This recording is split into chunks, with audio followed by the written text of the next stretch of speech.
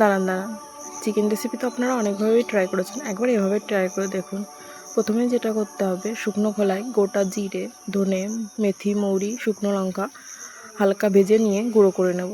এবার মাংসটা ম্যারিনেশনের জন্য বেশ খানিকটা টক দই, গন্ধরাজ লেবুর খোসা গ্রেট করা আর আগে থেকে ভাজা গুঁড়ো করা মশলাটা দিয়ে একটু সর্ষের তেল দিয়ে ভালো করে ম্যারিনেশন করে রেখে দেবো কিছুক্ষণ। তারপর কড়াইতে সর্ষের তেল দিয়ে দেবো পেঁয়াজ কুচিটা ভালো করে লাল লাল করে ভেজে নেব।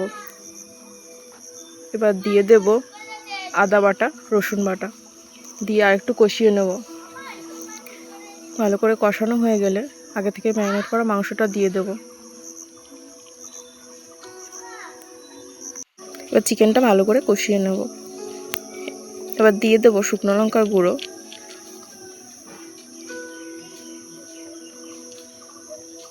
ভালো করে মিশিয়ে নেব। লঙ্কার গুঁড়োটা দিয়ে দেবো লবণ, হলুদ দিয়ে ভালো করে মাংসটাকে কষাবো। মাংসটা থেকে জল বেরিয়ে আসলে একটু ঢাকা দিয়ে কিছুক্ষণ রান্না করে নেব। ঢাকনা খুলে আবার কিছুক্ষণ মাংসটাকে কষিয়ে নেব।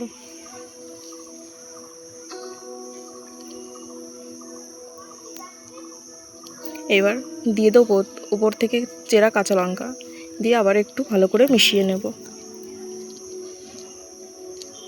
মাংসটা কষানো হয়ে গেলে দিয়ে দেবো পরিমাণ মতো জল। এবার মাংসের ঝোলটা ফুটে আসলে ঢেকে দেবো।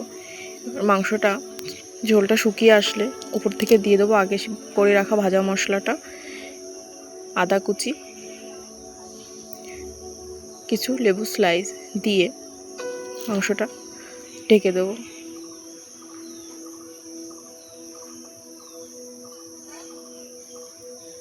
ব্যাস হয়ে গেল আমাদের গন্ধরাজ আচারি চিকেন।